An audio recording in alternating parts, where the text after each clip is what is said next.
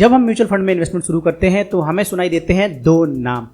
पहला है regular mutual fund और दूसरा है डायरेक्ट म्यूचुअल फंड। साथ ही मैं आपको बताऊंगा 2 इंपॉर्टेंट थिंग्स जो आपको किसी भी वीडियो में देखने को नहीं मिलेगा। जब हम शुरुआत में अपने म्यूचुअल फंड की जर्नी को चालू करते हैं या कहीं शुरू करते हैं तो हम अनजाने में ही रेगुलर म्यूचुअल फंड में इन्वेस्टमेंट कर लेते हैं। क्यों? क्योंकि हम जो इन्वेस्टमेंट फर्स्ट टाइम करते हैं वो किसी एजेंट या डिस्ट्रीब्यूटर के थ्रू करते हैं। तो इस तरीके का किया गया इन्वेस्टमेंट जो हम एजेंट या किसी डिस्ट्रीब्यूटर के थ्रू करते हैं इसे रेगुलर म्यूचुअल फंड कहते हैं। अब रेगुलर म्यूचुअल फंड में होता क्या है? रेगुलर म्यूचुअल फंड में क्या है, एजेंट और डिस्ट्रीब्यूटर जिसके थ्रू हमने म्यूचुअल फंड खरीदा है उसका कमीशन जुड़ा होता है, जिसके कारण उस म्यूचुअल फंड का एक्सपेंस रेशियो थोड़ा सा बढ़ जाता है और हमारा जो प्रॉफिट है थोड़ा सा कम हो जाता है। इसी को हम रेगुलर म्यूचुअल फंड कहते हैं। जैसा कि नाम से ही पता चल रहा है डायरेक्ट म्यूचुअल फंड, यानी कि इसमें कोई बीच में बिचौलिया नहीं है, यानी कि ना एजेंट है, ना डिस्ट्रीब्यूटर है, ना कोई और है। तो होगा क्या? जब कोई बीच में है ही नहीं तो कमीशन का खेल नहीं, जब कमीशन का खेल नहीं तो प्रॉफिट ज्यादा, जब प्रॉफिट ज्यादा तो खरीदे क्या? Direct mutual fund. तो जी हाँ, डायरेक्ट म्यूचुअल फंड यानी कि जो हम डायरेक्ट कंपनी से खरीदते हैं इसी को डायरेक्ट म्यूचुअल फंड कहते हैं। तो ध्यान रखें, जब भी आप म्यूचुअल फंड में नेक्स्ट टाइम इन्वेस्टमेंट करें तो हमेशा डायरेक्ट म्यूचुअल फंड में करें, ना कि रेगुलर म्यूचुअल फंड में। अगर आपको नहीं समझ में आ रहा है कि ये एक्सपेंस रेशियो क्या है, ये एक्सपेंस क्या है, ये एक्सपेंस, तो भाई एक्सपेंस रेशियो को जानने के लिए क्या करें, आप मेरे डिस्क्रिप्शन बॉक्स में जाएं, उसमें आपको लिंक मिलेगी, वहां से आप लिंक ओपन करें और वीडियो को देखें। चाहे तो आप क्या कर सकते हैं, चाहे तो आप लास्ट तक ये वीडियो में रुके रहें और लास्ट में आएगा क्या? थंबनेल, और थंबनेल पे जाके आप उस वीडियो को देखें। कौन सा वाला? वही वाला जिसको बोलते हैं एक्सपेंस रेशियो। ओके।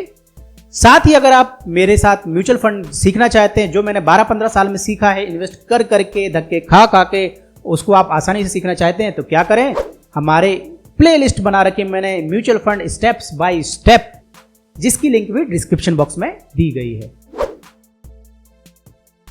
अब भाई फाइनल बात आती है कि बेहतर क्या है, डायरेक्ट म्यूचुअल फंड या रेगुलर म्यूचुअल फंड?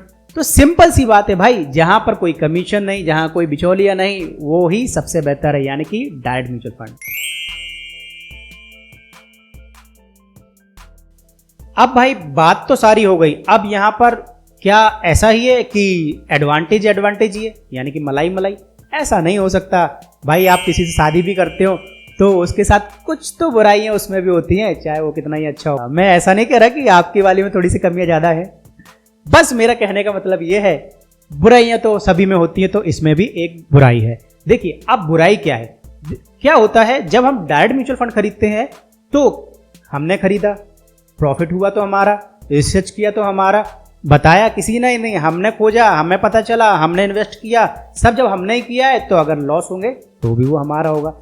तो उसके कारण क्या हो जाता है, जो नए नए इन्वेस्टर होते हैं उनको तो अब म्यूचुअल फंड के विषय में पता नहीं, तो शुरुआत में गलती क्या होती है कि हम डायरेक्ट म्यूचुअल फंड में तो चले जाते हैं, यानी कि डायरेक्ट म्यूचुअल फंड खरीद लेते हैं, लेकिन हमको पता नहीं कि इक्विटी म्यूचुअल फंड क्या होता है, डेट म्यूचुअल फंड क्या होता है, और ये सब आपको भी नहीं पता है। तो भाई लास्ट में मैं थंबनेल लगा दूंगा और डिस्क्रिप्शन में उसकी लिंक पड़ी हुई है, तो जरूर देखिएगा। और साथ ही क्या होता है, डायरेक्ट म्यूचुअल फंड हमने खरीद लिया, जब डायरेक्ट म्यूचुअल फंड खरीद लिया तो उसको हमें टाइम टू टाइम इवेल्युएट करना पड़ेगा कि भाई हमको प्रॉफिट हो रहा है कि नहीं हो रहा है, कहीं हमें स्विच करने की जरूरत तो नहीं है, या फिर इससे भी बेहतर कोई म्यूचुअल फंड मार्केट में तो नहीं आ गया जो अच्छा रिटर्न दे रहा है और हम उसी में बैठे हुए हैं।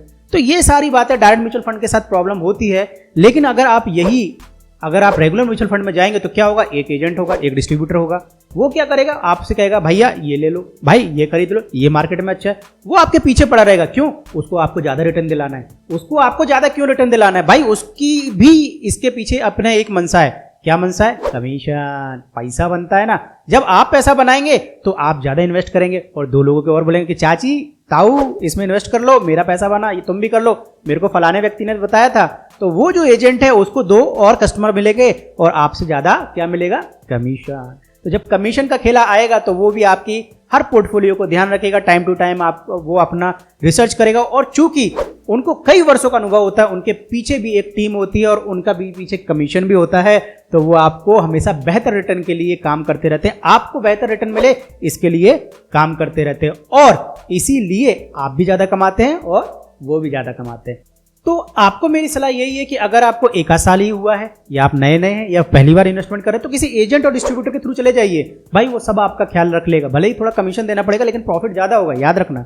और लेकिन अगर आप 3-4 साल से इन्वेस्टमेंट कर रहे हैं या फिर आप लगातार म्यूचुअल फंड के विषय में पढ़ते रहते हैं और धीमे धीमे अपने आप को ग्रो कर रहे हैं, तो आप डायरेक्ट के साथ जा सकते हैं। या फिर पहली बार कर रहे हैं, हो गया प्रॉफिट तो ठीक है, नहीं हुआ तो हमारा रिसर्च है, तो भी आप डायरेक्ट म्यूचुअल फंड के साथ जा सकते हैं।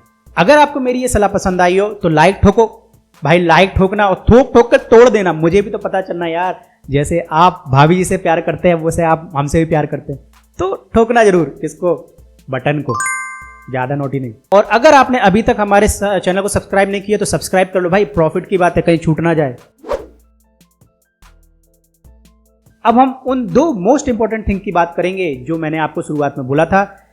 तो देखिए, लेकिन उससे एक पहले मैं एक बात बताना चाहूंगा। अगर आप म्यूचुअल फंड के विषय में पढ़ना चाहते हैं, अगर आप स्टॉक मार्केट में अपडेटेड रहना चाहते हैं, तो हमारी वेबसाइट bazaar.in को जरूर विजिट कीजिए और उसको सब्सक्राइब कर लीजिए ताकि आप रहें अपडेटेड। तो पहली इंपॉर्टेंट थिंग ये है, क्या हम रेगुलर म्यूचुअल फंड को कन्वर्ट कर सकते हैं डायरेक्ट म्यूचुअल फंड में? अगर आपने पहले से ही म्यूचुअल फंड में इन्वेस्टमेंट कर रखा है तो हो सकता है आपने रेगुलर म्यूचुअल फंड ही लिया हो, तो क्या आप उसको कन्वर्ट कर सकते हैं? तो देखिए भैया, कन्वर्ट नहीं कर सकते आप इसको। एक ही काम संभव है, वो एक क्या काम है, आप इसको क्या कर लो, रिडीम कर लो। रिडीम करना, अब रिडीम करना आप नहीं जानते हैं, म्यूचुअल फंड के लिए नए हैं, तो रिडीम करना मतलब होता है जो आपकी पॉलिसी है उसको तोड़ना, ब्रेक करना या निकालना।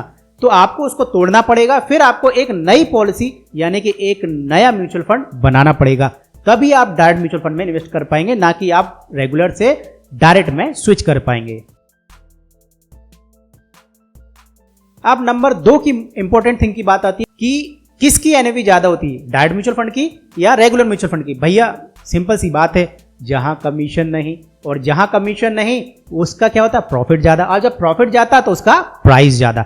यानी कि हमेशा ही डायरेक्ट म्यूचुअल फंड का प्राइस ज्यादा होगा रेगुलर म्यूचुअल फंड से। तो ये थी सारी बातें जो मैंने आपको बता दी। और साथ ही अगर आप रियल में पैसे के साथ सीरियस हैं तो मुझे आप एक छोटा सा प्रश्न का उत्तर जरूर दीजिएगा, क्योंकि गोल्ड भी आपको 10 से 12% का एवरेज रिटर्न देता है, आपको ये बात जानना जरूरी है। और तो आप मुझे ये बताइए कि वर्तमान में यानी कि सन 2023 में लास्ट दिसंबर तक, इसका अगर आप वीडियो दिसंबर तक देखेंगे तो इसका प्राइस क्या है, करंट प्राइस क्या है, और आपका 2024 दिसंबर में इसका प्राइस क्या होगा, तो मैं समझूंगा आप पैसे के विषय में सीरियस हैं। और साथ ही आप अगर मेरे सोशल नेटवर्क से जुड़ना चाहते हैं तो फेसबुक, इंस्टाग्राम, टेलीग्राम सबकी लिंक डिस्क्रिप्शन बॉक्स में दी गई है। आप मुझे कोई भी कमेंट कीजिए, मैं इमीडिएट आंसर देता हूं, यानी कि 24 घंटे में भाई। तो इसी के साथ इस वीडियो को खत्म करते हैं, मिलते हैं नेक्स्ट वीडियो में, तब तक के लिए टाटा बाय बाय सयोनारा। भाई लाइक किए बिना मत जाना, और दूसरा सब्सक्राइब करे बिना मत जाना।